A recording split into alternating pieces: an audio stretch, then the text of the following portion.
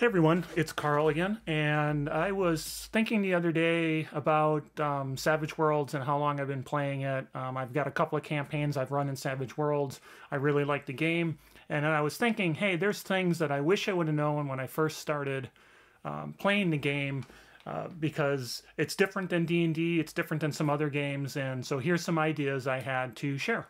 It's a savage world, strangers a weird war. It's a savage world, classics to explore. Once again, I'm Carl with Tabletop Tango, and if you like what you see in the video, please like and subscribe.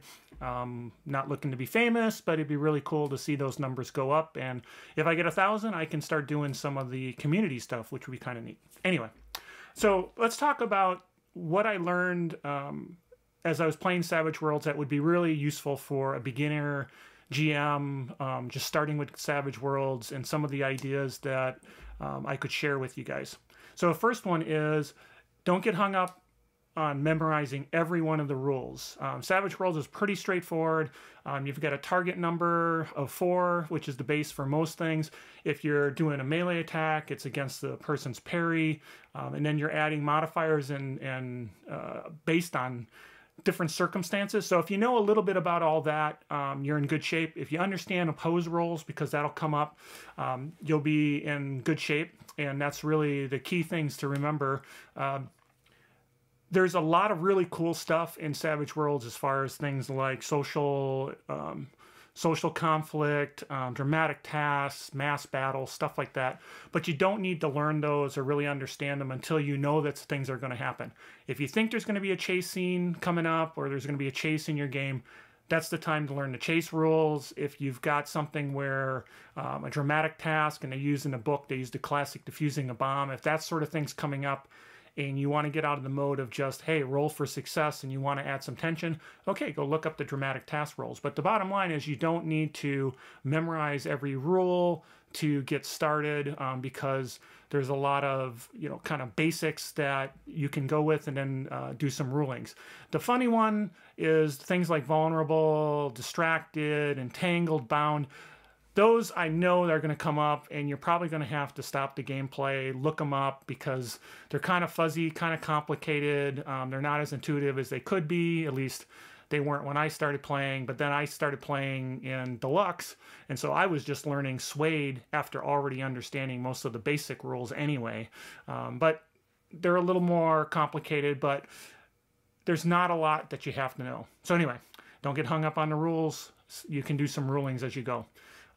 Second thing is, don't over prep. One of the things that's cool about Savage Worlds, and I did a video on it, is how you can minimize prep. You don't need big stat blocks. You can do things like, for an average person, they have a D6 across the board, and they have a D6 in something that they're good at, D8 in something they're great at, and you're done. You don't have to do much more. You can take a monster or a creature out of the bestiary, think about how that might be close to what you're trying to represent, and then you just kind of use those stats and tweak them. So real quick there, when you're trying to build your adventure, keep in mind that Savage Worlds doesn't have things like hit points, so that whole attrition-based, I hit you, you hit me, and so things where you're trying to build a bunch of encounters that provide that way of chipping away on resources and on hit points, and so you throw random monsters and stuff like that, really doesn't make sense. So you can throw that all out. Hey, if you disagree, great, throw it in the comments. But in my experience, just random monsters that don't have any purpose other than to kind of eat up resources, I don't know. They just don't work for me. Maybe they work for you, and you can tell me that. So those are some of the things. Keep your prep kind of manageable. If you go too crazy, you're going to find out that it's not necessary anyway. Don't worry about balance.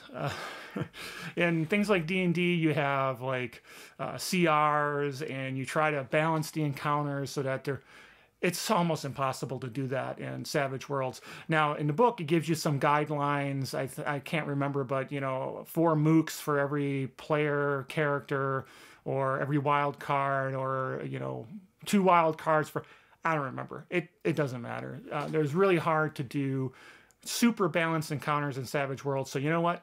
Don't do it. Focus on what the story needs. So if you need to have 5 bad guys because that represents what's going on, and they need to have 20 minions, have them. I don't care if you've got only 4 player characters. It doesn't matter. They need to work their way through. You're in the problem department. Don't try to make it exactly what needs to be because you can't. You know, there's this adage, and I forget who said it, but, you know, any random peasant with a pitchfork can take someone out with exploding dice. And so exploding dice throws this monkey wrench into everything you do that makes it really, really hard to do a super balanced encounter, because any great super roll can take one shot a player or character, can one shot a bad guy, so you have to play smart. So anyway, keep that in mind. Other thing, and this is maybe a little more general guidance, and I didn't really want to get into it. I wanted to focus more on Savage Worlds, but one of the things is kind of don't force fit your story. One of the cool things with Savage Worlds is it's such a shared narrative kind of game. For a crunchy, you know, traditional rolling dice to see if you succeed with skills, it's very much provides that opportunity to drive the story and give the players more of that narrative control. You literally can spend a Benny to do a minor narrative change. Hey, I want a fire extinguisher and it wasn't here. Well, if I spend a Benny, maybe there'll be a fire extinguisher and I can drive the story in a certain way.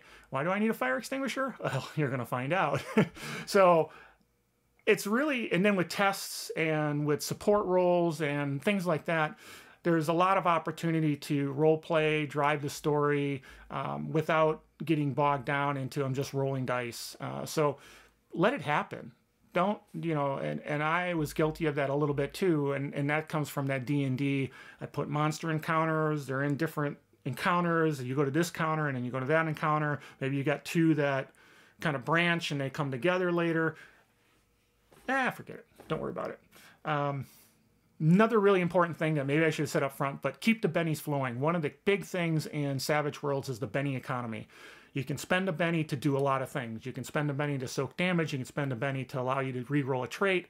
You can spend Bennies to drive more or to re-roll damage. You can do them to drive a narrative control, to change your initiative card. Lots of stuff you can use. So keep them flowing. If the players are playing their hindrances, give them a Benny. If they're doing something that within your game construct is right, or, you know, if it's a funny, lighthearted game and they make a great joke, maybe you give them a Benny. If it's a serious game of, you know, undead walking the earth and they say, hey, you know, average human in this situation would panic and go like this and possibly run down the wrong hallway, hey, give them a Benny. They did a great job.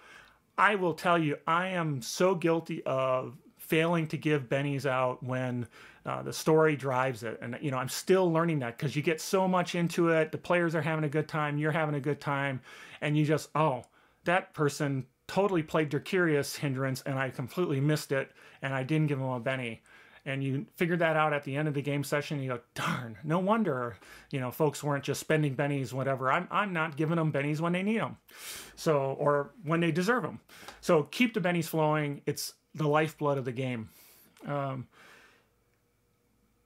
So I hit on this, and I'll reiterate it. So maybe this isn't a completely different thought, but focus on things that make sense. Don't focus on things that make sense in another game. Like what makes sense in D&D doesn't necessarily make sense in Savage Worlds, because Savage Worlds, again, doesn't have hit points, doesn't have spell slots, doesn't have things of that nature. And so if your storyline relies on that, you know, I'm going to throw you know, one big bad against one player character and we're going to hash it out and see who ends up. No, what's going to happen is somebody's going to get wounds, somebody's going to get an explosion, and it's just not going to make sense. So design your adventures, design the way you do things to take that into effect, or take that in the mind.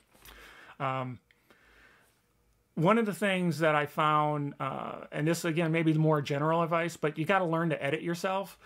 Savage Worlds, again, is supposed to be fast, furious, fun. That's kind of a tagline. You want things to move quickly. And if you're just slogging stuff and every good idea you have for the adventure you're throwing in, and players are going from a scene to another thing, and it's just taking a long time, you got too many combats, edit it.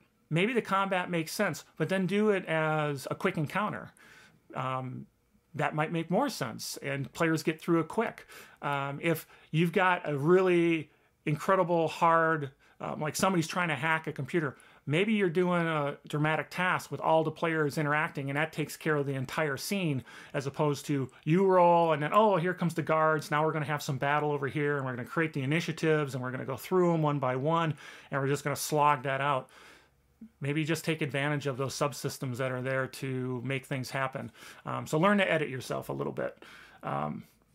Final thing, and this is adventure design, and I mentioned it in the video, how to create challenging encounters in Savage Worlds, and so I want to repeat it again.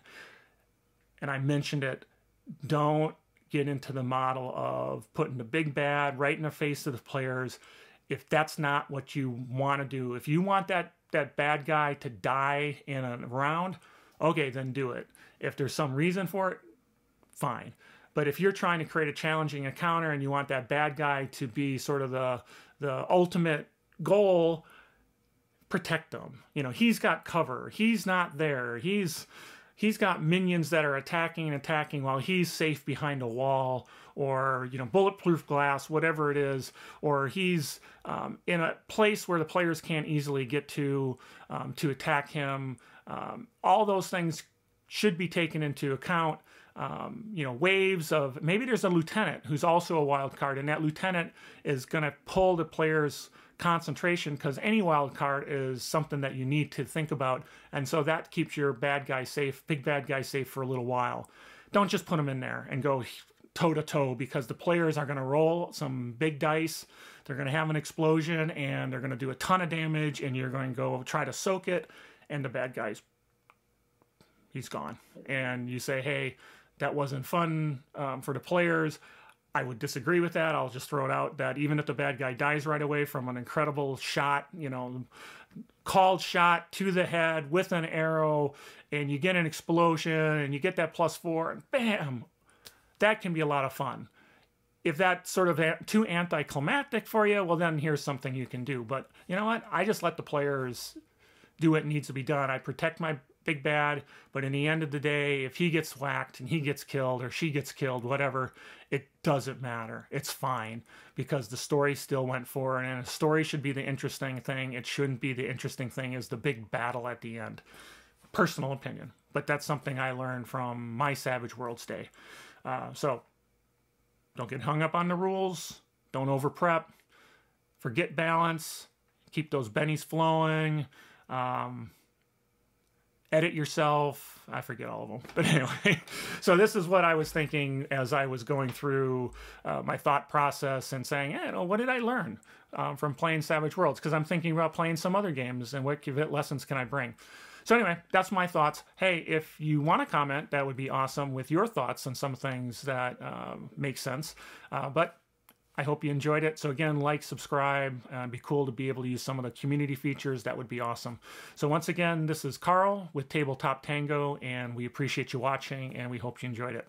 Talk to you later. Bye. It's a savage world. Strangers a win war. It's a savage world. Classics to explore. It's a savage world.